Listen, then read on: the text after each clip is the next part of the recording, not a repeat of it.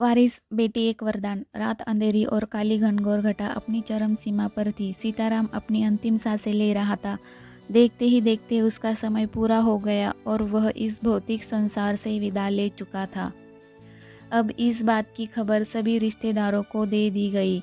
दोनों लड़के और उनका परिवार शोक व्यक्त करने में लग गया, लेकिन एक शख्स उसके परिवार में ऐसा था जिसको देखकर लग रहा था कि मानो उसका सब कुछ छीन गया हो।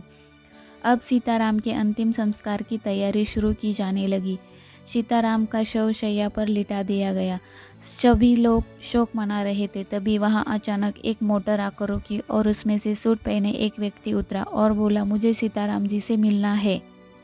ये बात सुनकर वहां खड़े लोगों ने कहा कि सीताराम जी अब इस दुनिया में नहीं रहे। ये शव जो आपके सामने है ये सीताराम जी का है। इतनी बात सुनकर वो व्यक्ति बोला, मेरे पैसे दिए बिना सीताराम जी नहीं मर सकते। सीताराम ने मुझसे 2 लाख रुपए कर्ज लिए थे। मुझे मेरे पैसे चाहिए।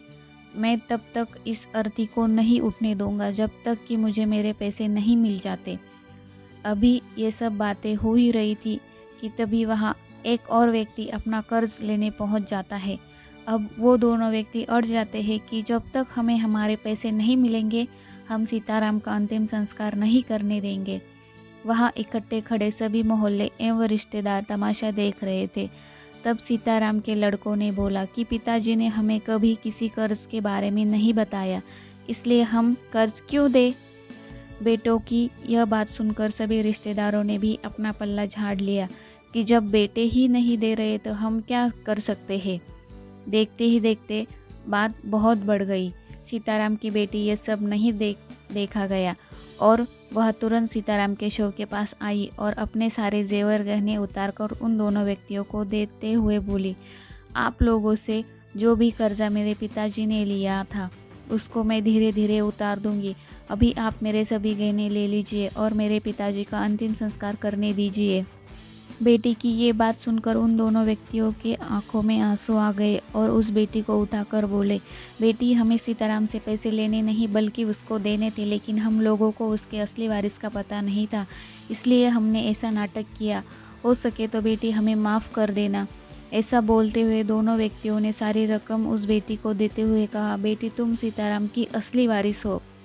और हाँ दोस्तों, इस कहानी के माध्यम से मैं सिर्फ एक बात कहना चाहूँगी, कुछ लोग बेटों की चाहत में न जाने कितनी मासूम बेटियों को इस संसार में आने से पहले ही मिटा देते हैं और हम लोग का भ्रम होता है कि बेटा ही हमारा वारिस होता है, जबकि इतिहास उठाकर देख लो, एक बेटी ने हमेशा अपने माँ बाप का साथ दिया है, तो क्यों ना बेटी भी हमारी असली वारिस हो। आज की कहानी देखने के लिए और सुनने के लिए मैं आपकी बहुत बहुत बहुत आभारी हूँ। अगर आप हमारे चैनल पर नए हो तो चैनल को ज़रूर सब्सक्राइब कीजिएगा और ऐसी कहानी सुनने के लिए दोबारा